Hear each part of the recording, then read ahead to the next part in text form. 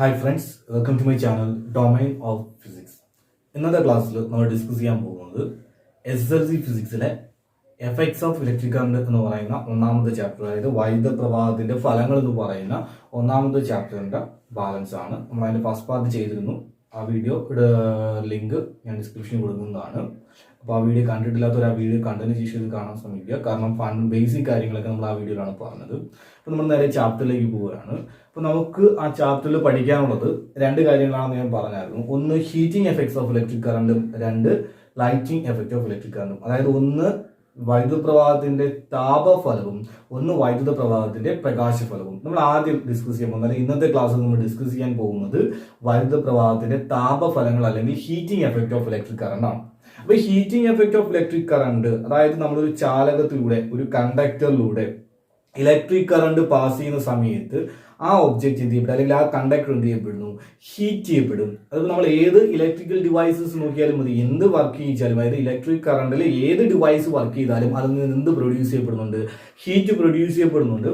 അപ്പൊ ചില സിറ്റുവേഷനിൽ അത് നമുക്ക് യൂസ്ഫുൾ ആണ്, ചില സിറ്റുവേഷനിൽ നമുക്ക് എന്താണ് യൂസ്ഫുൾ അല്ല. അപ്പൊ ഉദാഹരണത്തിന് നമ്മളൊരു ബൾബ് കൺസിഡർ ചെയ്യുകയാണെങ്കിൽ, ഇപ്പൊ നമ്മളൊരു ബൾബ് അല്ലെങ്കിൽ ഒരു ലാമ്പ് യൂസ് ചെയ്യുന്നത് അതിൽ നിന്ന് ലൈറ്റ് എനർജി കിട്ടാൻ വേണ്ടിയിട്ടാണ്. പക്ഷെ അപ്പോഴും നമ്മൾ അതിനകത്തൂടെ ഇലക്ട്രിക് കറണ്ട് ഫ്ലോ ചെയ്യുന്ന സമയത്ത് ബൾബ് ചൂടാവാറുണ്ട്. അത് ഹീറ്റ് ലോസ് ആണ്, നമുക്ക് ആ എനർജി നഷ്ടപ്പെടുകയാണ് ചെയ്യുന്നത്. എന്നാൽ ഇപ്പോൾ നമ്മുടെ അയൺ ബോക്സ് എടുക്കുകയാണെങ്കിൽ അവിടെ, അല്ലെങ്കിൽ ഹീറ്റിംഗ് കുക്കർ അല്ലെങ്കിൽ ഇൻഡക്ഷൻ കുക്കർ അങ്ങനെയൊക്കെയുള്ള കേസിലൊക്കെ അവിടെ ഉണ്ടാകുന്ന ഹീറ്റിംഗ് എനർജി നമ്മൾ എന്താക്കി മാറ്റുകയാണ്, യൂസ്ഫുൾ ആക്കി മാറ്റുകയാണ് ചെയ്യുന്നത്. അപ്പൊ എന്തോ ആയിക്കോട്ടെ, ഏതൊരു ഡിവൈസിനകത്തൂടെ ഇലക്ട്രിക് കറണ്ട് പാസ് ചെയ്താലും അവിടെ എന്ത് പ്രൊഡ്യൂസ് ചെയ്യുന്നുണ്ട്, ഹീറ്റ് എനർജി പ്രൊഡ്യൂസ് ചെയ്യുന്നുണ്ട്. ആ ഹീറ്റ് എനർജിയെ കുറിച്ചാണ് നമ്മൾ പഠിക്കുന്നത്. അപ്പോൾ ഹീറ്റ് എനർജിയെ കുറിച്ച് പഠിക്കുമ്പോൾ നമ്മൾ അറിഞ്ഞിരിക്കേണ്ട ഒന്നാമത്തെ കാര്യമാണ് Joule's law.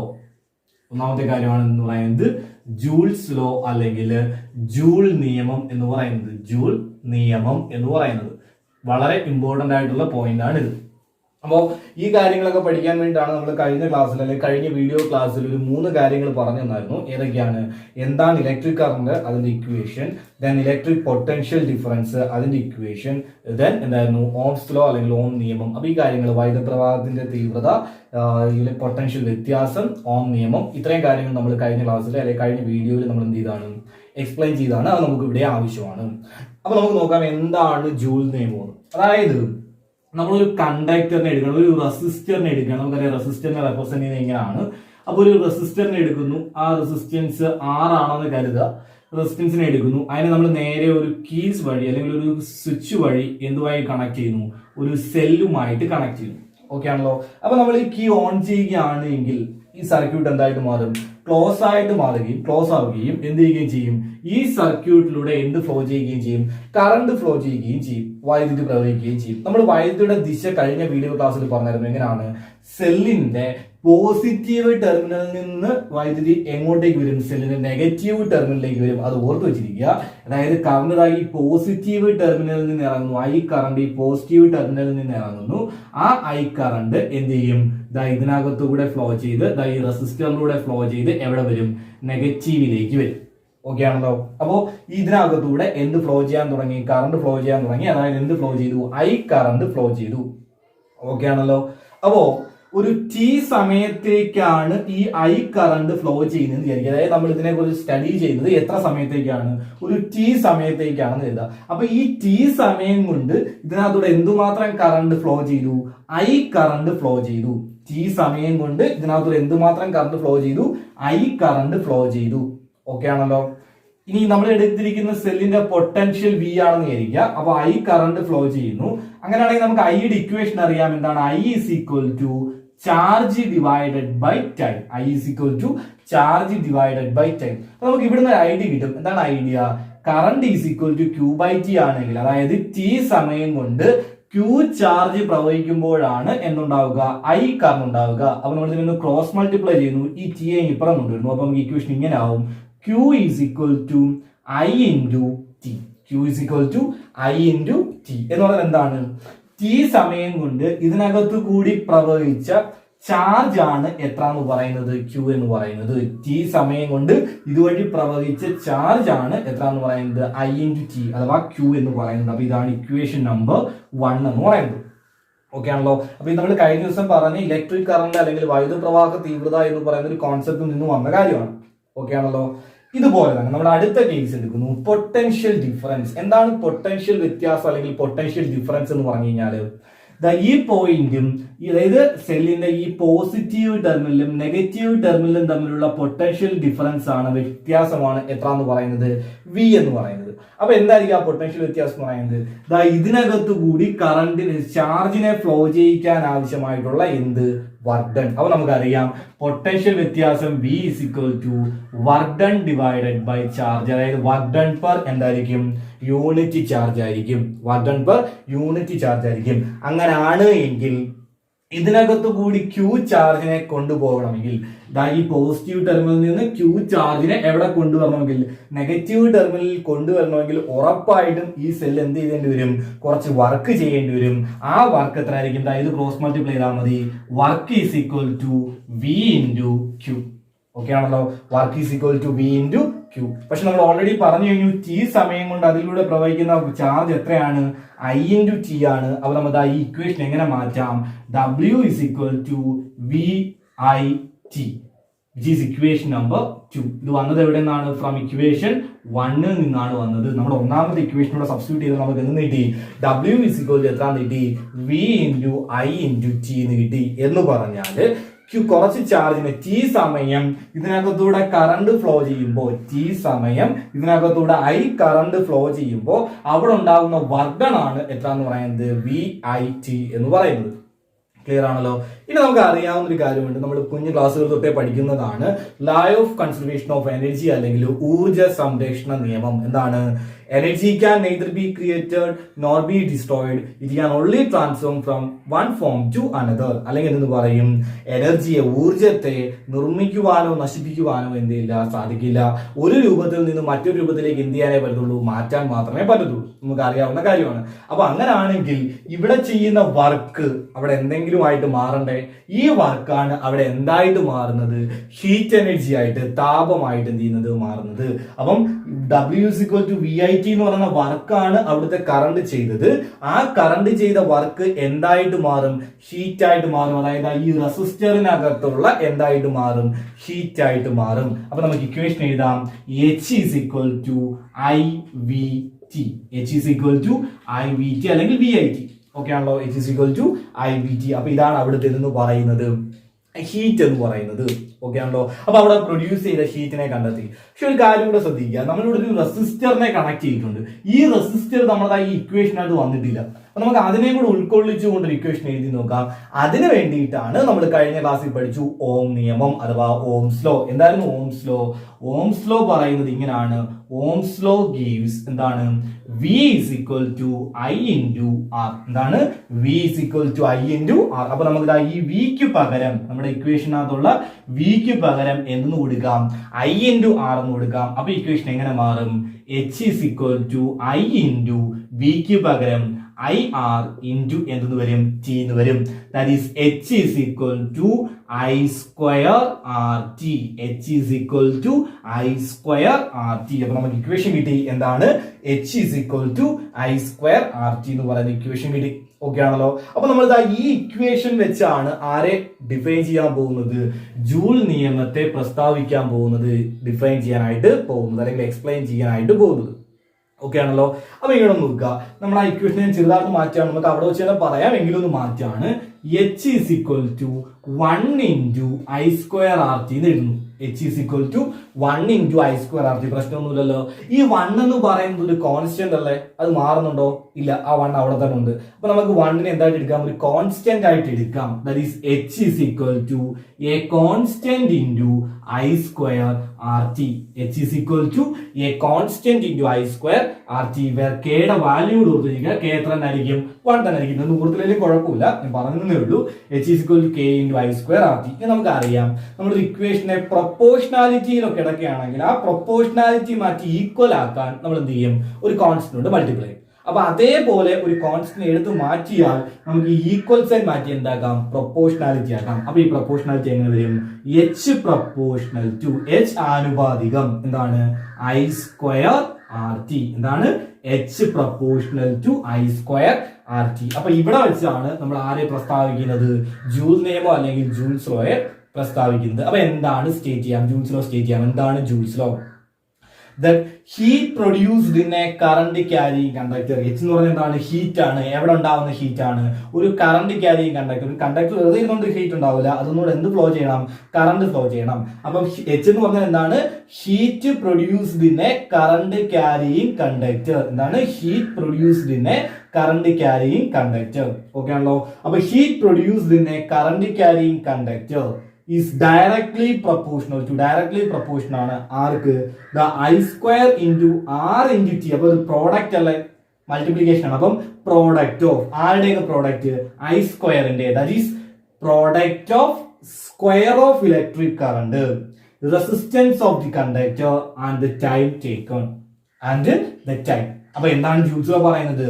the heat produced in a current carrying conductor is directly proportional to the product of square of electric current, resistance of the conductor and the time taken. Okay ആണല്ലോ? അപ്പൊ എന്താണ് Joule's law പറയുന്നത്? Joule's law പറയുന്നത് important ആണ്. The heat produced in a current carrying conductor is directly proportional to the square of the product of square of electric current, resistance and time taken. Okay ആണല്ലോ? അപ്പൊ ഇതാണ് എന്ത്?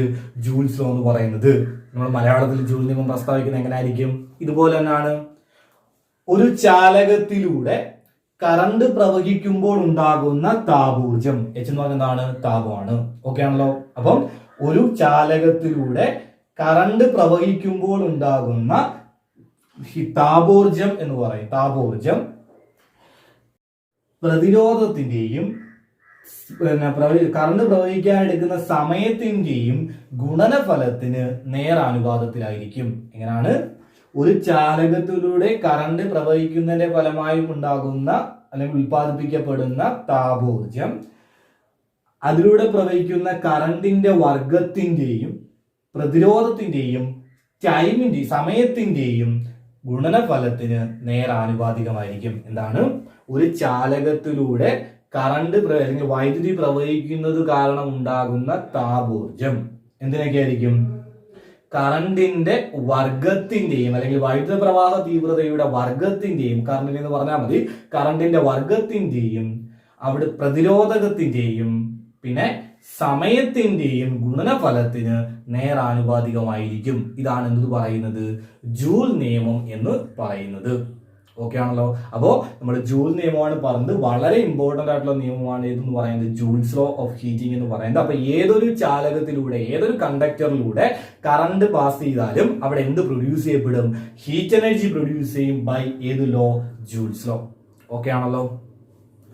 അപ്പോ നമ്മൾ Joule's law അല്ലെങ്കിൽ joule നിയമം എന്താണെന്ന് പ്രസ്താവിച്ചു, സ്റ്റേറ്റ് ചെയ്ത് കഴിഞ്ഞു. ഇനി അതുമായി ബന്ധപ്പെടുന്ന പ്രോബ്ലംസ് ചെയ്യാൻ നമുക്ക് ഇക്വേഷൻസ് വേണം. നമ്മൾ ഓൾറെഡി 2 ഇക്വേഷൻ പറഞ്ഞു കഴിഞ്ഞു, ഒരു ഇക്വേഷനും കൂടെ അറിഞ്ഞിരിക്കണം, അതും കൂടെ പറയുകയാണ്.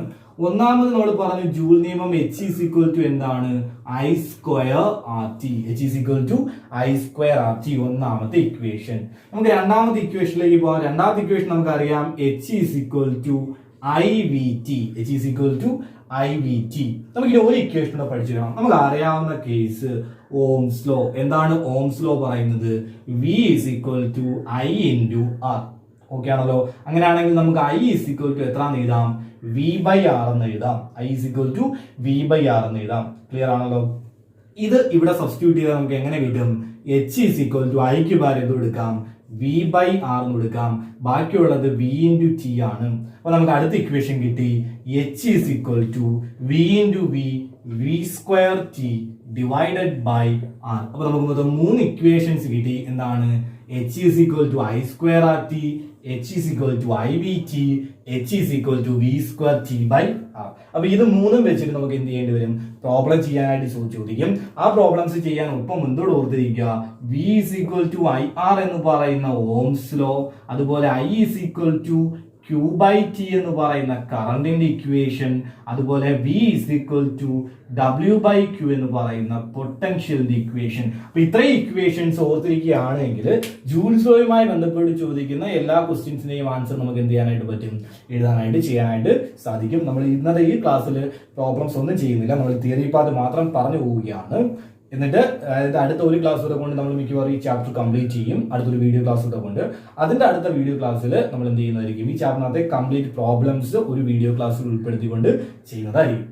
അപ്പോൾ ജൂൾ നിയമം കൃത്യമായിട്ട് മനസ്സിലായെന്ന് കരുതുന്നു. നമുക്ക് അടുത്തതായിട്ട് പഠിക്കാനുള്ളത് ഹീറ്റിംഗ് എഫക്റ്റ് ഉപയോഗിച്ചുകൊണ്ട് വർക്ക് ചെയ്യുന്ന ചില ഡിവൈസസുകളാണ്. നമുക്കൊരു 2 ഡിവൈസുകളെ പഠിക്കാനുള്ളൂ. ഒന്ന് ഇലക്ട്രിക് ഹീറ്റർ അഥവാ വൈദ്യുത ഹീറ്റർ, രണ്ടാമത്തത് സേഫ്റ്റി ഫ്യൂസ് അഥവാ സുരക്ഷാ ഫ്യൂസ് എന്ന് പറയുന്നത്. നമുക്ക് ഓരോന്നും എന്താണെന്ന് നോക്കാം. അപ്പൊ ഇത് പഠിക്കുമ്പോൾ വളരെ കാട് കയറിയൊന്നും പഠിക്കേണ്ട. ഞാൻ ഈ പറയുന്ന പോയിന്റുകൾ മാത്രം പഠിച്ചു വെച്ചിരുന്നാൽ മതി. ഉറപ്പായിട്ടും എക്സാമിന് എഴുതാനായിട്ട് സാധിക്കും ചോദ്യം ചോദിച്ചാൽ. ഓക്കെ ആണല്ലോ. അപ്പൊ വൈദ്യുത ഹീറ്ററിന് അത് ആദ്യം അറിഞ്ഞിരിക്കേണ്ടത് അത് എന്തിനാണ് യൂസ് ചെയ്യുന്നതാണ്. എന്തിനു വേണ്ടിയിട്ടാണ് യൂസ് ചെയ്യുന്നത്? അതായത് ഇലക്ട്രിക് കറണ്ടിൽ നിന്ന് ഹീറ്റ് പ്രൊഡ്യൂസ് ചെയ്യാൻ വേണ്ടി ഉപയോഗിക്കുന്ന ഡിവൈസ് ആണ് ആരെന്ന് പറയുന്നത്, ഇലക്ട്രിക് ഹീറ്റർ എന്ന് പറയുന്നത്. എന്താണ്? യൂസ്ഡ് ടു പ്രൊഡ്യൂസ് ചെയ്യുന്നു. എന്തിന് പ്രൊഡ്യൂസ് ചെയ്യാം? പ്രൊഡ്യൂസ് ഹീറ്റ് ഫ്രം അല്ലെങ്കിൽ heat energy from electric current. അതായത് കറണ്ടിൽ നിന്ന് ഹീറ്റ് പ്രൊഡ്യൂസ് ചെയ്യാൻ വേണ്ടി ഉപയോഗിക്കുന്ന ഡിവൈസ് ആണ് ആരെന്ന് പറയുന്നത്, ഇലക്ട്രിക് ഹീറ്റർ എന്ന് പറയുന്നത്. വൈദ്യുതിയിൽ നിന്ന് അല്ലെങ്കിൽ കറണ്ടിൽ നിന്ന് താപോർജ്ജം ഉത്പാദിപ്പിക്കാൻ വേണ്ടി ഉപയോഗിക്കുന്ന ഡിവൈസ് ആണ് ആര്, വൈദ്യുത ഹീറ്റർ. അപ്പൊ electric heater used to produce heat from current. രണ്ടാമത് ഓർക്കേണ്ട കാര്യം എന്താണ് വർക്കിംഗ് പ്രിൻസിപ്പിൾ. എന്താണ് വർക്കിംഗ് പ്രിൻസിപ്പിൾ? എന്താണ് വർക്കിംഗ് പ്രിൻസിപ്പിൾ എന്ന് പറഞ്ഞു കഴിഞ്ഞാൽ, വർക്കിംഗ് പ്രിൻസിപ്പിൾ മീൻസ് എന്താണ്? പ്രവർത്തന തത്വം. അത് പ്രവർത്തിക്കുന്ന തത്വം ഏതാണെന്നാണ്. സിമ്പിൾ ആണ്, നമ്മൾ ഉടനെ പഠിച്ചിട്ടുള്ളൂ. എന്താണ്? ജൂൾസ് ലോ അല്ലെങ്കിൽ ജൂൾ നിയമം. അപ്പൊ പ്രവർത്തന തത്വം എന്താണ്? ജൂൾ നിയമമാണ്. വർക്കിംഗ് പ്രിൻസിപ്പിൾ എന്ന് പറയുന്നത് എന്താണ്? ജൂൾസ് ലോ ആണ്. ഇനി അവിടെ നടക്കുന്ന എനർജി കൺവേർഷൻ, ഊർജ പരിവർത്തനം എന്താണെന്ന് അറിയണം. എനർജി കൺവേർഷൻ അല്ലെങ്കിൽ ഊർജ പരിവർത്തനം നമുക്ക് മനസ്സിലാവും, പെട്ടെന്ന് പറയാവുന്നതേ ഉള്ളൂ. എന്താണ്? Electrical energy. ഇലക്ട്രിക്കൽ എനർജി എന്തായിട്ട് മാറും? ഹീറ്റ് എനർജി ആയിട്ട് മാറും. ഇലക്ട്രിക്കൽ എനർജി എന്തായിട്ട് മാറും? ഹീറ്റ് എനർജി ആയിട്ട് മാറും. അഥവാ വൈദ്യുതോർജം താപോർജമായിട്ട് മാറും. വൈദ്യുതോർജം എന്തായിട്ട് മാറും? താപോർജമായിട്ട് മാറും. അപ്പൊ നമ്മൾ പറഞ്ഞ കാര്യങ്ങൾ ഓർക്കുക. ഇലക്ട്രിക് ഹീറ്റർ എന്തിനാ യൂസ് ചെയ്യുന്നത്? Used to produce heat from current. Working principle എന്താണ്? Joule's law. ഇലക്ട്രിക്കൽ എനർജി എന്തായിട്ട് മാറും? ഹീറ്റ് എനർജി ആയിട്ട് മാറും. അഥവാ വൈദ്യുത ഹീറ്റർ എന്ന് പറഞ്ഞാൽ എന്താണ്? ഈ കറണ്ടിൽ നിന്ന് താപോർജ്ജം ഉത്പാദിപ്പിക്കാൻ ഉപയോഗിക്കുന്ന ഒരു ഉപകരണമാണ് ആരെന്ന് പറയുന്നത്, വൈദ്യുത ഹീറ്റർ എന്ന് പറയുന്നത്. അതിന്റെ പ്രവർത്തന തത്വം എന്ന് പറയുന്നത് എന്താണ്? ജൂൾ നിയമമാണ്. അവിടുത്തെ ഊർജ്ജ പരിവർത്തനം എന്തായിരിക്കും? വൈദ്യുതോർജ്ജം എന്തായിട്ട് മാറും? താപോർജ്ജമായിട്ട് മാറും. അടുത്തതാണ് വളരെ ഇമ്പോർട്ടന്റ് ആയിട്ടുള്ള ഒരു ടോപ്പിക്കാണ്. അതിന്റെ മെയിൻ പാർട്ട് എന്ന് പറയുന്നത്, പ്രധാന ഭാഗം എന്ന് പറയുന്നത് ഹീറ്റിംഗ് കോയിലാണ്. എന്താണ്? Heating coil. അതിന്റെ പ്രധാന ഭാഗം എന്ന് പറയുന്നത് ആരാണ്? ഹീറ്റിംഗ് കോയിലാണ്. പ്രധാന ഭാഗം ആരാണ്? Heating coil. അവിടെ ഒരു കാര്യം കൂടെ ഓർത്ത് വെച്ചിരിക്കുക. ഈ ഹീറ്റിംഗ് കോയിൽ ഉണ്ടാക്കാനായിട്ട് നമ്മൾ ഉപയോഗിക്കുന്ന ഒരു മെറ്റീരിയൽ ആണ് നിക്രോം. എന്താണ്? നിക്രോം. ഹീറ്റിംഗ് കോയിൽ ഉണ്ടാക്കാനായിട്ട് ഉപയോഗിക്കുന്ന ഒരു മെറ്റീരിയൽ ആണ് ആരെന്ന് പറയുന്നത്? നിക്രോം എന്ന് പറയുന്നത്. ഇത് വളരെ ഇമ്പോർട്ടന്റ് ആണ്. ഹീറ്റിംഗ് കോയിൽ ഉണ്ടാക്കാൻ വേണ്ടി ഉപയോഗിക്കുന്നതാണ് ആര്? നിക്രോം. അപ്പം ഒരു ഇലക്ട്രിക് ഹീറ്ററിന്റെ മെയിൻ പാർട്ട് എന്ന് പറയുന്നത് ഹീറ്റിംഗ് കോയിൽ ആണ്. ആ ഹീറ്റിംഗ് കോയിൽ നമ്മൾ മേക്ക് ചെയ്തേക്കുന്നത് എന്ത് ഉപയോഗിച്ചിട്ടായിരിക്കും? നിക്രോം ഉപയോഗിച്ചിട്ടായിരിക്കും. അപ്പോൾ ഒരു വൈദ്യുത ഹീറ്ററിന്റെ പ്രധാന ഭാഗമാണ് ഹീറ്റിംഗ് കോയിൽ. ആ ഹീറ്റിംഗ് കോയിലിന്റെ മേക്ക് ചെയ്യാൻ ഉണ്ടാക്കുന്നത് അല്ലെങ്കിൽ ഹീറ്റിംഗ് കോയിൽ നിർമ്മിച്ചിരിക്കുന്നത് എന്ത് വെച്ചിട്ടായിരിക്കും? നിക്രോം വെച്ചിട്ടായിരിക്കും. ഈ നിക്രോം എന്ന് പറയുന്ന ഒരു മെറ്റൽ അല്ല, മറിച്ച് ഒരു അലോയ് ആണ്, ഒരു ലോഹസങ്കരമാണ്. ലോഹസങ്കരമാണ്. അതിനകത്ത് ഏതൊക്കെയാണ് ഉള്ളതെന്ന് ചോദിച്ചാൽ നിക്കൽ, ക്രോമിയം, മാംഗനീസ്, അയൺ. ഏതൊക്കെയാണ്? നിക്കൽ, ക്രോമിയം, മാംഗനീസ്, അയൺ എന്നീ പറയുന്ന 4 മെറ്റലുകൾ ചേർത്തുണ്ടാക്കിയ ഒരു അലോയ് ആണ് അഥവാ ലോഹസങ്കരമാണ് ഏതെന്ന് പറയുന്നത്? നിക്രോം എന്ന് പറയുന്നത്. നിക്കൽ, ക്രോമിയം, മാംഗനീസ്, അയൺ എന്നീ പറയുന്ന മെറ്റലുകൾ കൂട്ടിച്ചേർത്തുണ്ടാക്കിയ ഒരു ലോഹസങ്കരമാണ് ആര്? നിക്രോം എന്ന് പറയുന്നത്. അപ്പൊ ഇത്രയും കാര്യം പഠിച്ചിരിക്കുക. ഈ പറഞ്ഞതിനകത്ത് വളരെ ഇമ്പോർട്ടന്റ് ഉള്ള പോയിന്റ് ആണ് ഇത്. മെയിൻ പാർട്ട് എന്ന് പറയുന്നത് ഹീറ്റിംഗ് കോയിലാണ്. ഹീറ്റിംഗ് കോയിൽ മേക്ക് ചെയ്തിരിക്കുന്ന ആരെ വെച്ചിട്ടാണ്? നിക്രോമിനെ വെച്ചിട്ടാണ്. ഇത് പഠിക്കണം നിർബന്ധമില്ല, വേണമെങ്കിൽ ഓർത്ത് വെച്ചിരിക്കുക. നിക്രോമിനകത്തുള്ളത് എന്തൊക്കെയാണ്? Nickel, chromium, manganese and iron. ഇത്രയും ചേർന്നതാണ് ആരെന്ന് പറയുന്നത്? നിക്രോം എന്ന് പറയുന്നത്. ഓക്കെ ആണല്ലോ. അടുത്തത്, അപ്പൊ നമ്മൾ ഈ ഹീറ്റിംഗ് കോയിൽ മേക്ക് ചെയ്യാനായിട്ട്, ഹീറ്റിംഗ് കോയിൽ ഉണ്ടാക്കാനായിട്ട് എന്തിനെ യൂസ് ചെയ്യുമെന്ന് പറഞ്ഞു? നിക്രോമിനെ യൂസ് ചെയ്യുമെന്ന് പറഞ്ഞു. അപ്പൊ ഇങ്ങനെ നിക്രോമിനെ യൂസ് ചെയ്യണമെങ്കിൽ മറ്റുള്ളവയിൽ നിന്ന് നിക്രോമിന് എന്തെങ്കിലും ഒരു എന്തുണ്ടായിരിക്കണം? പ്രോപ്പർട്ടീസ്, പ്രത്യേകതകൾ കാണണം. അപ്പൊ നമ്മൾ അടുത്ത പഠിക്കുന്നത് അതിന്റെ പ്രോപ്പർട്ടീസ് ആണ്. പ്രോപ്പർട്ടീസ്, ഓക്കെ ആണല്ലോ, അഥവാ പ്രത്യേകതകള്. ഓക്കെ ആണല്ലോ.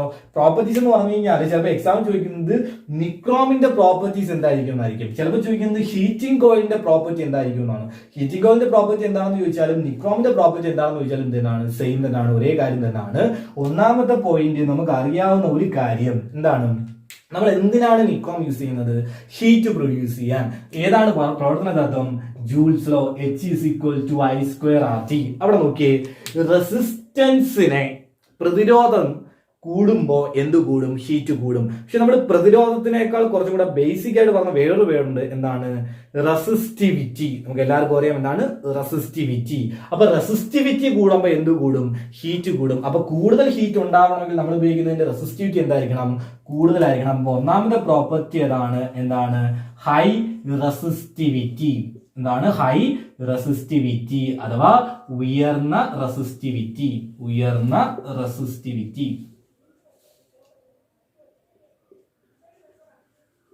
ഉയർന്ന റെസിസ്റ്റിവിറ്റി. ഇനി അടുത്തൊരു പ്രശ്നം എന്താണെന്ന് ചോദിച്ചു കഴിഞ്ഞാൽ, ഈ ഹൈ റെസിസ്റ്റിവിറ്റി ആകുമ്പോൾ ഇത് നല്ലപോലെ എന്താവും? ചൂടാവും. അപ്പൊ നല്ലപോലെ ഹീറ്റ് ആവും. അപ്പൊ ഇത് മെറ്റൽ എന്ത് ചെയ്യും? മെറ്റലല്ല, അലോയ് എന്ത് ചെയ്യും? ഉരുകി പോകാനുള്ള സാധ്യതയുണ്ട്, മെൽറ്റ് ചെയ്യാനുള്ള സാധ്യതയുണ്ട്. അപ്പൊ മെൽറ്റ് ചെയ്യാൻ പാടുണ്ടോ? ഇല്ല. മെൽറ്റ് ചെയ്യാതിരിക്കണമെങ്കിൽ എന്ത് ചെയ്യണം?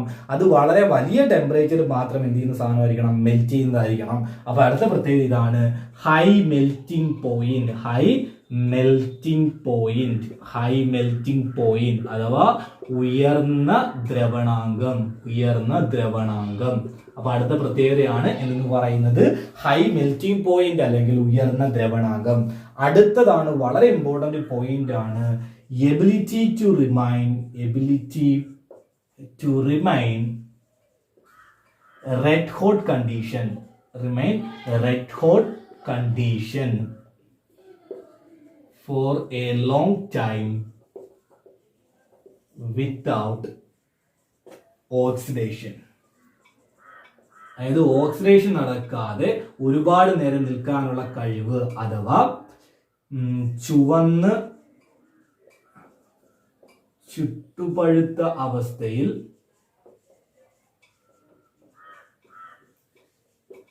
ഓക്സീകരണം സംഭവിക്കാതെ. എന്താന്ന് പറയാം?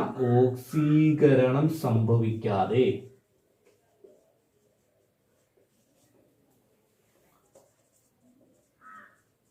കൂടുതൽ സമയം നിൽക്കാനുള്ള കഴിവ്.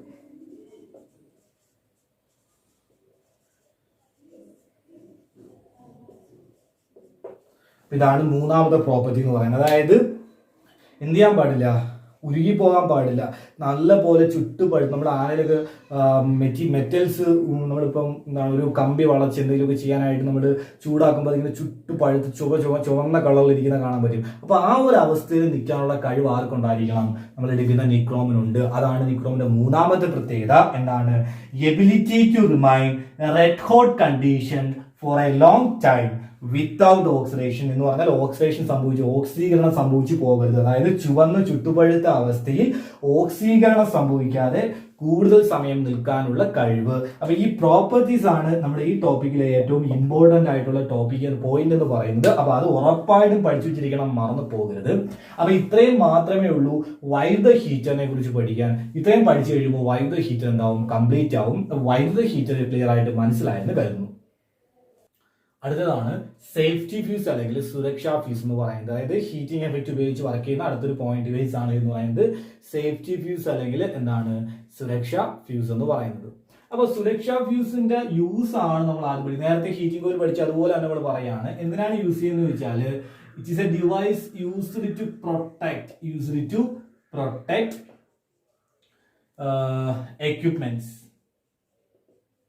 equipments from overloading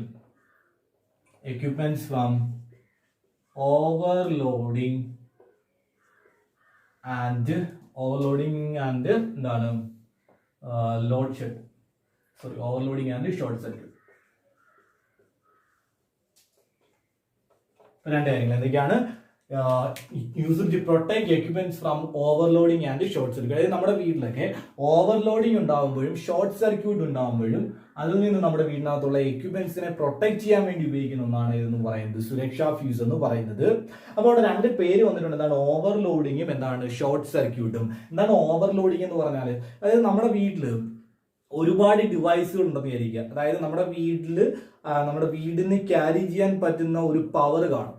അതായത് നമ്മുടെ വീട്ടിലേക്ക് കൊണ്ടുവരുന്ന നമ്മൾ ഇലക്ട്രിക് ലൈനിൽ നിന്ന് വലിക്കുന്ന ഇലക്ട്രിക് കറണ്ട് വഴി നമ്മുടെ വീട്ടിൽ വർക്ക് ചെയ്യാൻ പറ്റുന്ന ഡിവൈസിനെല്ലാം ഒരു പവറിന് ഒരു വാല്യൂ കാണും. ഒരു നിശ്ചിത പവർ വരെ മാത്രമേ നമുക്ക് വീടുകളിൽ എന്ത് ചെയ്യാൻ പറ്റൂ, ഉപയോഗിക്കാനായിട്ട് പറ്റത്തുള്ളൂ. അപ്പൊ അതിനേക്കാൾ കൂടുതൽ എക്യുപ്മെന്റ്സ് നമ്മുടെ വീട്ടിനകത്ത് വരുമ്പോൾ അവിടെ എന്താ ഉണ്ടാവും? ഓവർലോഡിങ് ഉണ്ടാവും. ഓവർലോഡിങ് ഉണ്ടാവും എന്ന് പറഞ്ഞാൽ എക്സസ് കറണ്ട് വീടിനകത്തേക്ക് എന്ത് ചെയ്യാൻ വരും? പാസ് ചെയ്ത് വരും. അങ്ങനെ എക്സസ് കറണ്ട് പാസ് ചെയ്ത് വരുമ്പോൾ നമ്മുടെ വീട്ടിനകത്തുള്ള പല ഡിവൈസും എന്ത് ചെയ്യപ്പെടും? ഡാമേജ് ആവാനുള്ള സാധ്യതയുണ്ട്. അങ്ങനെ ആ ഡാമേജ് ആവുന്നതിൽ നിന്ന് പ്രൊട്ടക്ട് ചെയ്യാൻ വേണ്ടി ഉപയോഗിക്കുന്നതാണ് ആരെന്ന് പറയുന്നത്? സുരക്ഷാ ഫ്യൂസ് അല്ലെങ്കിൽ സേഫ്റ്റി ഫ്യൂസ് എന്ന് പറയുന്നത്. അടുത്ത രണ്ടാമത്തെ പോയിന്റ് ആണ് ഷോർട്ട് സർക്യൂട്ട് എന്ന് പറയുന്നത്. എന്നാൽ ഷോർട്ട് സർക്യൂട്ട് എന്ന് ചോദിച്ചാൽ നമ്മുടെ വീട്ടിലേക്ക് വരുന്നതിനകത്ത് ഫേസും ന്യൂട്രലും ഉണ്ടെന്ന് നമുക്കറിയാം. അപ്പൊ ഈ ഫേസ് ലൈനും ന്യൂട്രൽ ലൈനും തമ്മിൽ ഏതെങ്കിലും രീതിയിൽ കോണ്ടാക്ട് വന്നാൽ, ഫേസ് ന്യൂട്രൽ തമ്മിൽ കോണ്ടാക്ട് വരണം, പക്ഷെ അവയ്ക്കിടയിൽ എന്തുണ്ടായിരിക്കണം? ഒരു റെസിസ്റ്റർ ഉണ്ടായിരിക്കണം, അല്ലെങ്കിൽ ഒരു എക്യുപ്മെന്റ് ഉണ്ടാവണം. അപ്പൊ അങ്ങനെ ഒരു എക്യുപ്മെന്റ് ഒന്നും ഇല്ലാതെ എന്ത് വന്നു കഴിഞ്ഞാൽ, ഇപ്പൊ ഉദാഹരണത്തിന് ഇത് ഫേസ് ലൈൻ, ഇത് ന്യൂട്രൽ ലൈൻ ആണെന്ന് ഇരിക്കാം. ഇതിന് നടുക്ക് നമ്മളൊരു ബൾബിനെ വെക്കുകയാണെങ്കിൽ പ്രശ്നമില്ല. കാരണം ഈ ഫേസും ന്യൂട്രലും കൂടെ കോണ്ടാക്ട്, ഇത് ഫേസ് ആണെന്ന് ഇരിക്കുക, ഇത് ന്യൂട്രൽ ആണെന്ന് ഇരിക്കുക. ഈ ഫേസ് ലൈനും ന്യൂട്രൽ ലൈനൂടെ കോണ്ടാക്ട് വരുന്നത് എന്തുണ്ട്? ഒരു എക്യുപ്മെന്റ് ഉണ്ട്, ഒരു റെസിസ്റ്റൻസ് ഉണ്ട്, ഒരു പ്രതിരോധമുണ്ട്. അപ്പൊ പ്രശ്നമൊന്നുമില്ല. ഇപ്പൊ ഇങ്ങനെ വരാതെ ഇവ തമ്മിൽ ഏതെങ്കിലും കാരണവശാൽ കൂട്ടിമുട്ടുകയാണ് എങ്കിൽ അതിനെ വിളിക്കുന്ന പേരാണെന്ത്? Short circuit. അങ്ങനെ സംഭവിക്കുമ്പോഴും വീടിനകത്തേക്ക് എന്ത് ചെയ്യും? ഓവർലോഡ് അല്ലെങ്കിൽ കൂടുതൽ കറണ്ട് എന്ത് ചെയ്യാൻ വരും? പാസ് ചെയ്ത് വരും. അങ്ങനെ വരുമ്പോഴും ഈ ഡിവൈസസ് എന്താവും? ഡാമേജ് ആവും. അപ്പൊ ഇത് രണ്ട് സിറ്റുവേഷനിൽ നിന്നും നമ്മുടെ ഡിവൈസിനെ പ്രൊട്ടക്ട് ചെയ്യാൻ വേണ്ടിയിട്ട് ഉപയോഗിക്കുന്ന ഒന്നാണ് എന്ന് പറയുന്നത് സുരക്ഷാ ഫ്യൂസ് എന്ന് പറയുന്നത്. അപ്പൊ ഇതാണ് ഒന്നാമത്തെ പോയിന്റ്. ഓക്കെ ആണല്ലോ? അത് എങ്ങനെയാ വർക്ക് ചെയ്യുന്നത് പറയാം. അത് നമുക്ക് പോയിന്റ് ആയിട്ട് പറഞ്ഞിട്ട് ഏറ്റവും അവസാനം വർക്കിംഗ് പറയാം. രണ്ടാമത് ഓർക്കേണ്ട പോയിന്റ്, അപ്പൊ എന്തിനാ യൂസ് ചെയ്യുന്നത് നമ്മൾ പറഞ്ഞു? ഓവർലോഡിങ്ങിൽ നിന്നും ഷോർട്ട് സർക്യൂട്ടിൽ നിന്നും വൈദ്യുത ഉപകരണങ്ങളെ സംരക്ഷിക്കാൻ വേണ്ടി ഉപയോഗിക്കുന്നതാണ് ആരെന്ന് പറയുന്നത്? സേഫ്റ്റി ഫ്യൂസ് എന്ന് പറയുന്നത്. It is a device used to protect equipments from overloading and short circuit. Okay ആണല്ലോ? രണ്ടാമത്തെ പോയിന്റ് എന്താണ്? Working principle. നേരത്തെ പഠിച്ച അതുപോലെ തന്നെ നമ്മൾ പറയാണ് വർക്കിംഗ് പ്രിൻസിപ്പിൾ. എന്താണ് വർക്കിംഗ് പ്രിൻസിപ്പിൾ? എന്താണ് വർക്കിംഗ് പ്രിൻസിപ്പിൾ എന്ന് പറഞ്ഞാൽ വേറൊരു വ്യത്യാസമില്ല. എന്താണ്? ജൂൾസ് ലോ, ജൂൾ നിയമം. പ്രവർത്തന തത്വം എന്ന് പറയുന്നത് എന്തെന്നാണ്? ജൂൾ നിയമം തന്നെയാണ്. അടുത്ത പ്രത്യേകത, ഇവിടുത്തെ മെയിൻ പാർട്ട്, പ്രധാന ഭാഗം ഏതാണെന്നാണ്. മെയിൻ പാർട്ട് ഏതാണെന്ന് ചോദിച്ചു കഴിഞ്ഞാൽ ഇറ്റ് ഈസ് ഫ്യൂസ് വയർ. എന്താണ്? Fuse wire. പ്രധാന ഭാഗം എന്ന് പറയുന്നത് ആരാണ്? ഫ്യൂസ് വയർ ആണ്. അപ്പൊ ഫ്യൂസ് വയർ ആയിട്ട് ഉപയോഗിക്കുന്നത് ആരെയാണെന്ന് ചോദിച്ചാൽ it is alloy of tin and lead. Tin and lead, അതായത് ലെഡിന്റെയും ടിന്നിന്റെയും ലെഡിന്റെയും കൂടെ ഒരു അലോയി ആണ് നമ്മൾ എന്തായിട്ട് ഉപയോഗിക്കാറ്? ഫ്യൂസ് വെയർ ആയിട്ട് യൂസ് ചെയ്യുക. It is an alloy of tin and lead. ടിന്നിന്റെയും ലെഡിന്റെയും കൂടെ ഒരു അലോയി ആണ് നമ്മൾ എന്തായിട്ട് ഉപയോഗിക്കുക? ഫ്യൂസ് വെയർ ആയിട്ട് യൂസ് ചെയ്യുക. അപ്പൊ ഇത്രയും കാര്യങ്ങൾ ഓർത്ത് വെച്ചിരിക്കുക. എന്തിനാണ് യൂസ് ചെയ്യുന്നത് നമ്മൾ പറഞ്ഞു. വർക്കിംഗ് പ്രിൻസിപ്പിൾ എന്താണെന്ന് പറഞ്ഞു. മെയിൻ പാർട്ട് ഫ്യൂസ് വെയർ ആണ്. ആ ഫ്യൂസ് വെയർ മേക്ക് ചെയ്തിരിക്കുന്നത് എന്ത് വെച്ചിട്ടാണ്? ടിന്നിന്റെയും ലെഡിന്റെയും കൂടെ ഒരു അലോയി ആണ്. Alloy of tin and lead, ലോഹസങ്കരം. ടിൻ എന്ന് പറയുന്ന എലമെന്റിന്റെയും ലെഡ് എന്ന് പറയുന്ന എലമെന്റിന്റെയും കൂടെ ഒരു ലോഹസങ്കരമാണ് നമ്മൾ എന്തായിട്ട് യൂസ് ചെയ്യുക? അലോയി ആയിട്ട് യൂസ് ചെയ്യാറ്. ഓക്കെ ആണല്ലോ? അടുത്ത ഓർക്കേണ്ട പോയിന്റ് ആണ് ഈ ടിൻ ആൻഡ് അലോയിയുടെ പ്രത്യേകത, അല്ലെങ്കിൽ properties of fuse wire. Properties of fuse wire. Fuse വയറിന്റെ പ്രോപ്പർട്ടീസ്, പ്രത്യേകതകൾ, സവിശേഷതകൾ. ഫ്യൂസ് വയറിന്റെ സവിശേഷതകൾ, രണ്ട് സവിശേഷതകൾ പഠിച്ചാൽ മതി. ഒന്ന് നമ്മൾ നേരത്തെ പഠിച്ചത് തന്നെയാണ്, ഹൈ റെസിസ്റ്റിവിറ്റി. എന്താണ്? High resistivity. റെസിസ്റ്റിവിറ്റി എന്തായിരിക്കണം? ഹൈ ആയിരിക്കണം. അടുത്ത രണ്ടാമത്തെ പോയിന്റ് ആണ് low melting point. Melting point എന്തായിരിക്കണം? ലോ ആയിരിക്കണം. താഴ്ന്ന ദ്രവണാങ്കം. താഴ്ന്ന ദ്രവണാങ്കം. മറ്റിടത്ത് എന്തായാലും ഉയർന്ന ദ്രവണാങ്കമായിരുന്നു. ഇവിടെ ഉയർന്ന റെസിസ്റ്റിവിറ്റി, താഴ്ന്ന ദ്രവണാങ്കം, അഥവാ high resistivity and low melting point. അപ്പൊ ഇതാണ് എന്ന് പറയുന്നത് പ്രോപ്പർട്ടീസ് ഓഫ് ഫ്യൂസ് വയർ എന്ന് പറയുന്നത്. അപ്പൊ ഇത്രയും കാര്യങ്ങൾ ഓർത്തിരിക്കുക. ഇനി നമ്മളിത് എങ്ങനെയാണ് വർക്ക് ചെയ്യുന്നതെന്ന് കൂടെ പറയാം. ഓക്കെ ആണല്ലോ? അപ്പൊ ഇത്രയും കാര്യങ്ങൾ ഡൗട്ട് ഇല്ലാന്ന് വിശ്വസിക്കുന്നു. അപ്പോൾ നമ്മൾ അടുത്തതായിട്ട് പറയുന്നത് വർക്കിങ്ങിനെ കുറിച്ചാണ്. അതായത് ഒരു സേഫ്റ്റി ഫ്യൂസ് എങ്ങനെയാണ് വർക്ക് ചെയ്യുന്നതെന്നാണ് പറയാൻ പോകുന്നത്. ഓക്കെ ആണല്ലോ? അപ്പൊ നമ്മുടെ വീട്ടിലൊരു ഡിവൈസ് ഉണ്ടെന്ന് വിചാരിക്കുക. ഇതാണ് നമ്മുടെ വീട്ടിലെ ഡിവൈസ് എന്ന് പറയുന്നത്.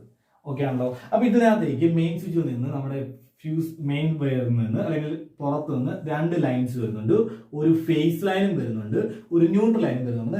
ഒരു ഫേസ് ലൈനും വരുന്നുണ്ട്, എന്ത് വരുന്നുണ്ട്, ഒരു ന്യൂട്രൽ ലൈനും വരുന്നുണ്ട്. ഇപ്പൊ നമ്മുടെ വീട്ടിലിരിക്കുന്ന നിങ്ങൾ ഏത് ഡിവൈസ് നോക്കിയാലും ആ ഡിവൈസിനകത്ത് അത് വർക്ക് ചെയ്യുന്ന വോൾട്ടേജ്, അത് വർക്ക് ചെയ്യുന്ന പവർ, അത് വർക്ക് ചെയ്യുന്ന കറണ്ട് എന്നീ പറഞ്ഞ 3 കാര്യങ്ങൾ എഴുതിയിട്ടുണ്ടായിരിക്കും. അതായത് പവർ, വോൾട്ടേജ്, കറണ്ട്, ഈ സാധനങ്ങൾ എഴുതിയിട്ടുണ്ടായിരിക്കും. ഇപ്പൊ സപ്പോസ് ഈ ഒരു ഡിവൈസ് വർക്ക് ചെയ്യുന്നത് ഒരു 5 ആംപിയർ കറണ്ടിലാണെന്ന് കരുതാം. അതായത് ഈ ഡിവൈസ് മാക്സിമം എത്ര കറണ്ട് വരെ ആവാം, 5 ആംപിയർ കറണ്ട് വരെ ആവാം. മാക്സിമം ആ ഡിവൈസിന് എത്ര കറണ്ടേ വരാൻ പറ്റൂ, 5 ആംപിയർ കറണ്ട് വരെ എന്ത് ചെയ്യാൻ പറ്റത്തുള്ളൂ, വരാനായിട്ട് പറ്റത്തുള്ളൂ. അപ്പൊ ഈ ഡിവൈസിനെ സേവ് ചെയ്യാനായിട്ട് നമ്മൾ സേവ് ചെയ്യാൻ വേണ്ടിയിട്ട് ഈ ഫേസ് ലൈനിൽ എന്താണ്, ഫേസ് ലൈനിൽ നമ്മൾ എന്തിനെ കണക്ട് ചെയ്യും, സേഫ്റ്റി ഫ്യൂസിനെ കണക്ട് ചെയ്യും. ആരെ കണക്ട് ചെയ്യുന്നു, സേഫ്റ്റി ഫ്യൂസിനെ. അതിന്റെ മെയിൻ വയർ നമ്മൾ പറഞ്ഞു എന്താണ്, സേഫ്റ്റി ഫ്യൂസിനകത്ത് ഫ്യൂസ് വയർ ആണ്. ഓക്കെ ആണല്ലോ. അപ്പൊ ഈ ഫ്യൂസ് വയറിന്റെ പ്രത്യേകത അതിന്റെയും വാല്യൂ എത്ര ആണെന്ന് കരുതുക, 5 ആംപിയർ കറണ്ട് ആണെന്ന് ഇരിക്കുക. എന്ന് പറഞ്ഞാൽ ഈ സേഫ്റ്റി ഫ്യൂസിനകത്തോട്ട് വരുന്ന കറണ്ടിനെ അത് പാസ് ചെയ്യിക്കും. എത്ര കറണ്ട് വരെ, 5 ആംപിയർ കറണ്ട് വരെ പാസ് ചെയ്യും. എന്ന് പറഞ്ഞാൽ ഇവിടുന്ന് ഒരു 4 ആംപിയർ കറണ്ട് വരുന്നു എന്ന് വിചാരിക്കുക, 4 ആംപിയർ കറണ്ട് വരുന്നു എന്ന് കരുതുക. അപ്പൊ ഇതിനകത്തൂടെ എന്ത് വരികയാണ്, 4 ആംപിയർ കറണ്ട് വരികയാണ്. പ്രശ്നമൊന്നുമില്ല, ഈ 4 ആംപിയർ കറണ്ട് ഇവിടെ പാസ് ചെയ്തങ്ങ് പോകും. ഓക്കെ ആണല്ലോ. ഈ 4 ആംപിയർ കറണ്ട് എന്ത് ചെയ്യും, ഇതിനകത്തൂടെ പാസ് ചെയ്തങ്ങ് പോകും. ഇത് പാസ് ചെയ്ത് നേരെ എവിടെ വരും, ഇവിടെ വരും. ഈ ഡിവൈസിന് എത്ര കിട്ടും, 4 ആംപിയർ കറണ്ട് കിട്ടും. ഡിവൈസ് വർക്ക് ചെയ്യും, പ്രശ്നമൊന്നുമില്ല. 5 ആംപിയർ കറണ്ട് വരുന്ന അടുത്ത കേസിൽ എത്ര കറണ്ട് വരികയാണ്, 5 ആംപിയർ കറണ്ട് വരികയാണ്. അപ്പോഴും ഫ്യൂസ് വയർ എന്ത് ചെയ്യും, 5 ആംപിയർ കറണ്ടിനെ കടത്തിവിടും. ആ 5 ആംപിയർ കറണ്ട് നേരെ നമ്മുടെ ഡിവൈസിന് കിട്ടും. 5 ആംപിയർ കറണ്ട് വെച്ച് ആ ഡിവൈസ് നല്ലപോലെ എന്ത് ചെയ്യും, വർക്ക് ചെയ്യും. സപ്പോസ് ഒരു 5.2 ആംപിയർ കറണ്ട് അല്ലെങ്കിൽ 5.1 ആംപിയർ കറണ്ട് ആണ് വരുന്നതെന്ന് വിചാരിക്കാം. അപ്പോൾ ഒരു കാരണം വെച്ചാലും 5 ആംപിയർ കൂടുതൽ ആര് കടത്തിവിടത്തില്ല, സേഫ്റ്റി ഫ്യൂസ് കടത്തിവിടത്തില്ല. എന്തുകൊണ്ടാണെന്ന് ചോദിച്ചാൽ 5 ആംപിയർ കൂടുതൽ കറണ്ട് വരുമ്പോൾ ഈ സാധനം മെൽറ്റ് ചെയ്തങ്ങ് പൊട്ടിപ്പോകും. ഫ്യൂസ് വയർ എന്ത് ചെയ്യും, മെൽറ്റ് ചെയ്ത് പൊട്ടിപ്പോകും. അപ്പൊ അതായത് ഇവിടെ ബ്രേക്ക് ചെയ്തു, അതായത് നമ്മുടെ വയർ ഇവിടെ വെച്ച് എന്ത് ചെയ്തു, ബ്രേക്ക് ചെയ്തു. അപ്പൊ ഇവിടെ വരെ വരുന്ന കറണ്ട് എന്ത് ചെയ്യാൻ പറ്റില്ല, അപ്പുറത്തേക്ക് പോകാനായിട്ട് പറ്റില്ല. അപ്പൊ നമ്മുടെ ഡിവൈസ് ഡാമേജ് ആവില്ല, പകരം ആര് ഡാമേജ് ആവും, സേഫ്റ്റി ഫ്യൂസ് ഡാമേജ് ആവും. സേഫ്റ്റി ഫ്യൂസ് മാറ്റി വയ്ക്കുന്നത് വലിയ ബുദ്ധിമുട്ടുള്ള കാര്യമൊന്നുമില്ല, വളരെ ചീപ്പാണ്. ഓക്കെ ആണല്ലോ. അപ്പോൾ സേഫ്റ്റി ഫ്യൂസ് ആരെ പ്രൊട്ടക്ട് ചെയ്തു, നമ്മുടെ എക്യുപ്മെന്റിനെ എന്ത് ചെയ്തു, പ്രൊട്ടക്ട് ചെയ്തു. അപ്പൊ ഇതാണ് സേഫ്റ്റി ഫ്യൂസ് നടക്കുന്നത്. ഇനി കുറച്ചും കൂടെ ഡീപ്പായിട്ട് നമ്മൾ നോക്കുകയാണെങ്കിൽ നമുക്ക് ഒരു കാര്യം കൂടെ മനസ്സിലാവും. അതായത് ഇപ്പൊ ഇതിനകത്തൂടെ വരുന്ന കറണ്ട് ഒരു 5 ആംപിയറോ 4 ആംപിയറോ ഒക്കെ ആണ് എങ്കിലും ഇതിനകത്തൂടെ പാസ് ചെയ്യുമ്പോൾ നമ്മൾ നേരത്തെ പറഞ്ഞ ജൂൾസ് ലോ അനുസരിച്ച് എന്ത് ചെയ്യപ്പെടും, ഹീറ്റ് എനർജി ഉണ്ടാവും. ഓക്കെ, നമ്മൾ എന്തുണ്ടാവും, ഹീറ്റ് എനർജി ഉണ്ടാവും. പക്ഷേ നമ്മുടെ ഫ്യൂസ് വയർ ഇതാണെന്ന് കരുതാം. ഫ്യൂസ് വയറിനകത്തൂടെ നമ്മുടെ ഫ്യൂസ് വയറിന്റെ വാല്യൂ 5 ആംപിയർ ആണെന്ന് ഞാൻ പറഞ്ഞു. എല്ലാ സമയത്തും അങ്ങനല്ല, ഇവിടുത്തെ സിറ്റുവേഷൻ ഞാൻ 5 ആംപിയർ എടുക്കുകയാണ്. അപ്പൊ 5 ആംപിയർ ആണെന്ന് ഇരിക്കുക. അപ്പൊ ഇതിനകത്തൂടെ കറണ്ട് ഫ്ലോ ചെയ്യുമ്പോൾ ഇപ്പൊ 5 ആംപിയർ കറണ്ട് ആണ് വരുന്നതെന്നുണ്ടെങ്കിൽ ഈ ഫ്യൂസ് വയർ എന്ത് ചെയ്യും, ഹീറ്റ് ആവും. പക്ഷെ ഹീറ്റ് ആവുന്ന സമയത്ത് ഈ ഫ്യൂസ് വയറിൽ നിന്ന് വരുന്ന ഹീറ്റ് അതെന്ത് ചെയ്യും, അതിന്റെ സറൗണ്ടിങ്സിലേക്ക് എന്ത് ചെയ്ത് കളയും, റേഡിയേറ്റ് ചെയ്ത് കളയും, പ്രേഷണം ചെയ്ത് കളയും. അപ്പൊ ഇത് സേഫ്റ്റി ഫ്യൂസ് ആണെങ്കിൽ ഈ സേഫ്റ്റി ഫ്യൂസിനകത്ത് വരാൻ പറ്റുന്ന മാക്സിമം കറണ്ട് ഉണ്ട്. ആ മാക്സിമം കറണ്ട് വരെയും എന്ത് ചെയ്യും, വരുന്ന കറണ്ടിനെ പാസ് ചെയ്തുകൊണ്ടിരിക്കും. ഒപ്പം ഹീറ്റ് എനർജി ഉണ്ടായിക്കൊണ്ടിരിക്കും. ആ ഹീറ്റ് എനർജി എന്ത് ചെയ്യും, സറൗണ്ടിങ്സിലേക്ക് റേഡിയേറ്റ് ചെയ്ത് കളഞ്ഞുകൊണ്ടിരിക്കും. അപ്പൊ ഈ ഫ്യൂസ് വയറിന്റെ സൈഡിൽ എന്ത് കാണത്തില്ല, ഹീറ്റ് കുറവായിരിക്കും. അപ്പൊ ഇത് മെൽറ്റ് ചെയ്യാനുള്ള ചാൻസ് ഇല്ല, പ്രശ്നമൊന്നുമില്ല, കറണ്ട് ഫ്ലോ ചെയ്ത് പൊയ്ക്കൊണ്ടേയിരിക്കും. ഓക്കെ ആണല്ലോ. ഇനി 5 ആംപിയറിനേക്കാൾ കൂടുതൽ കറണ്ട് വന്നാൽ, 5 ആംപിയറിനേക്കാൾ കൂടുതൽ കറണ്ട്, അതായത് ഇതിനകത്തൂടെ 6 ആംപിയർ കറണ്ട് വരുന്നു വിചാരിക്കാം. അപ്പോഴും എന്തുണ്ടാവും, ഹീറ്റ് എനർജി ഉണ്ടാവും. പക്ഷെ അവിടെ പ്രശ്നം എന്താണെന്ന് വെച്ച് കഴിഞ്ഞാൽ ഇവിടുന്ന് റേഡിയേറ്റ് ചെയ്യുന്നതിനേക്കാൾ കൂടുതൽ ഹീറ്റ് എനർജി എന്ത് ചെയ്യപ്പെടും, അവിടെ പ്രൊഡ്യൂസ് ചെയ്യപ്പെടും. അപ്പോൾ ഉണ്ടാവുന്ന ഹീറ്റ് എനർജി കംപ്ലീറ്റ് ആയിട്ട് എന്ത് ചെയ്ത് കളയാൻ പറ്റില്ല, റേഡിയേറ്റ് ചെയ്ത് കളയാനായിട്ട് പറ്റിയെന്ന് വരില്ല. അപ്പം കൂടുതൽ ഹീറ്റ് എനർജി എന്ത് ചെയ്യും, ഈ വയറിന്റെ സൈഡിൽ എന്ത് ചെയ്യും, തങ്ങി നിൽക്കും. ആ ഹീറ്റ് എനർജി കാരണം ഈ വയർ എന്ത് ചെയ്യാൻ തുടങ്ങും, മെൽറ്റ് ചെയ്തങ്ങ് ബ്രേക്ക് ചെയ്യും. അപ്പൊ മെൽറ്റ് ചെയ്ത് പൊട്ടുന്നത് കാരണം സർക്യൂട്ട് അവിടെ വെച്ച് എന്ത് ചെയ്യും, ബ്രേക്ക് ആവും. സർക്യൂട്ട് ബ്രേക്ക് ആവുന്നത് കാരണം എന്ത് ചെയ്തില്ല, കറണ്ട് ഫ്ലോ ചെയ്യത്തില്ല. പിന്നെ വീടിനകത്തേക്ക് കറണ്ട് വരത്തില്ല. സേഫ്റ്റി ഫ്യൂസ് മാത്രം ഡാമേജ്ഡ് ആവും. ബാക്കിയുള്ള എല്ലാ ഡിവൈസുകളും എക്യുപ്മെന്റ്സും എന്തായിട്ട് നിൽക്കും, പ്രൊട്ടക്റ്റഡ് ആയിരിക്കും. അപ്പൊ ഇതാണ് സേഫ്റ്റി ഫ്യൂസിന്റെ വർക്കിംഗ് എന്ന് പറയുന്നത്. അപ്പൊ അവിടെ ഒരു 2 പോയിന്റ് ഒന്ന് ഓർത്ത് വെച്ചിരിക്കുക. ഒന്നിതാ, ഞാൻ ഈ സേഫ്റ്റി ഫ്യൂസിനെ കണക്ട് ചെയ്തേക്കുന്ന എവിടാ, ഫേസ് ലൈനില്ല. അപ്പൊ അതൊന്ന് ഓർത്ത് വെച്ചിരിക്കുക. സേഫ്റ്റി ഫ്യൂസ് കണക്റ്റഡ് എവിടെ ആയിരിക്കും, കണക്ട് ചെയ്യുന്നത് എവിടെ ആയിരിക്കും, ഫേസ് ലൈനിലായിരിക്കും. ഫേസ് ലൈനിലാണ് നമ്മൾ ആരെ കണക്ട് ചെയ്യാറ്, സേഫ്റ്റി ഫ്യൂസിനെ കണക്ട് ചെയ്യാറ്. ഇമ്പോർട്ടന്റ് ആണ്. രണ്ടാമത്തത്, സേഫ്റ്റി ഫ്യൂസിനെ നമ്മൾ കണക്ട് ചെയ്യുന്നത് എങ്ങനെയായിരിക്കും, സീരീസ് ആയിട്ടായിരിക്കും, അഥവാ ശ്രേണി രീതിയിലായിരിക്കും നമ്മൾ ആരെ കണക്ട് ചെയ്യുക, ഫ്യൂസ് വയറിനെ കണക്ട് ചെയ്യുക. ഈ 2 പോയിന്റ് കൂടെ അവിടെ നിന്ന് ഓർത്ത് വെച്ചിരിക്കുക, ചിലപ്പോൾ എക്സാമിന് ചോദിക്കും. അപ്പൊ സേഫ്റ്റി ഫ്യൂസിനെ നമ്മൾ കണക്ട് ചെയ്യുന്നത് എവിടെ ആയിരിക്കും? ഫേസ് ലൈനിൽ മാത്രമാണ് സേഫ്റ്റി ഫ്യൂസിനെ കണക്ട് ചെയ്യുന്നത്. സീരീസ് ആയിട്ടായിരിക്കും നമ്മൾ ആരെ കണക്ട് ചെയ്യുക? സേഫ്റ്റി ഫ്യൂസിനെ കണക്ട് ചെയ്യുക. ഉദാഹരണത്തിന് നമ്മൾ ഇങ്ങനെ വെക്കുന്നതിന് പകരം ഇങ്ങനെയാണ് വെക്കുന്നതെന്ന് വിചാരിക്കുക. അപ്പൊ ഹീറ്റ് കൂടുതൽ കറണ്ട് വരുമ്പോൾ ഇത് പൊട്ടും. പക്ഷേ പ്രശ്നമൊന്നുമില്ല, സർക്യൂട്ടിൽ കൂടെ കറണ്ട് അപ്പോഴും പാസ് ചെയ്ത് പൊയ്ക്കൊണ്ടിരിക്കുക. അതുകൊണ്ടാണ് നമ്മൾ എന്ത് ചെയ്യുന്നത്? പാരലായിട്ട് വെക്കാത്തത്. പാരലായിട്ട് വെച്ചുകൊണ്ട് ഉപയോഗമൊന്നുമില്ല. അപ്പൊ സർക്യൂട്ട് ബ്രേക്ക് ആവണമെങ്കിൽ എങ്ങനെ വെച്ചേ പറ്റൂ? സീരീസ് ആയിട്ട് വെച്ചേ പറ്റുള്ളൂ. അപ്പൊ ഈ 2 പോയിന്റുകൾ അവിടെ ഓർത്തിരിക്കുക. സേഫ്റ്റി ഫ്യൂസിനെ നമ്മൾ കണക്ട് ചെയ്യുന്നത് എവിടെ ആയിരിക്കും? ഫേസ് ലൈനിലായിരിക്കും. കണക്ട് ചെയ്യുന്നത് ഏത് രീതിയിലായിരിക്കും? സീരീസ് ആയിട്ട് അല്ലെങ്കിൽ ശ്രേണി രീതിയിലായിരിക്കും നമ്മൾ എന്ത് ചെയ്യുന്നത്? കണക്ട് ചെയ്യുന്നത്. അപ്പൊ ഇത്രയാണ് heating effects of electric current എന്ന് പറയുന്നത്. ഇനി നമുക്ക് ഈ ചാപ്റ്ററിൽ പഠിക്കാനുള്ളത് ഒന്ന് റെസിസ്റ്ററിന്റെ combination, electric power, lightening effect, ഇങ്ങനെ 3 കാര്യങ്ങളിലൂടെ പഠിക്കാനുള്ളൂ. അപ്പൊ നമ്മുടെ ഈ ചാപ്റ്റർ ഓൾമോസ്റ്റ് തീരും. അത് കഴിഞ്ഞിട്ട് നമുക്ക് പിന്നെ പഠിക്കേണ്ടത് പ്രോബ്ലംസ് ആണ്. അപ്പൊ നമ്മൾ അടുത്ത 2-3 വീഡിയോ ക്ലാസ്സുകൊണ്ട് ഈ ചാപ്റ്റർ കംപ്ലീറ്റ് തീർക്കുന്നതായിരിക്കും. അപ്പോൾ ഇന്ന് നമ്മൾ പഠിച്ചത് heating effects of electric current ആണ്. ഇത്രയുമാണ് ഹീറ്റിംഗ് എഫക്ട്സിനകത്ത് വരുന്നത്. അപ്പോൾ ഇത്രയും കാര്യങ്ങൾ മനസ്സിലായെന്ന് വിശ്വസിക്കുന്നു. അപ്പോൾ നിങ്ങൾക്ക് ഈ വീഡിയോ ഇഷ്ടപ്പെട്ടുവെങ്കിൽ, കാര്യങ്ങൾ മനസ്സിലായി, വ്യക്തമായിട്ടൊരു ഐഡിയ കിട്ടിയെന്നുണ്ടെങ്കിൽ ഈ വീഡിയോ ലൈക്ക് ചെയ്യുക. ഒപ്പം ഇതുപോലുള്ള അടുത്ത വീഡിയോകൾക്ക് വേണ്ടിയിട്ട് ഈ ചാനൽ സബ്സ്ക്രൈബ് ചെയ്യുക. തൊട്ടടുത്ത് കാണുന്ന ബെല്ലൈക്കൺ കൂടി എനേബിൾ ചെയ്യുക.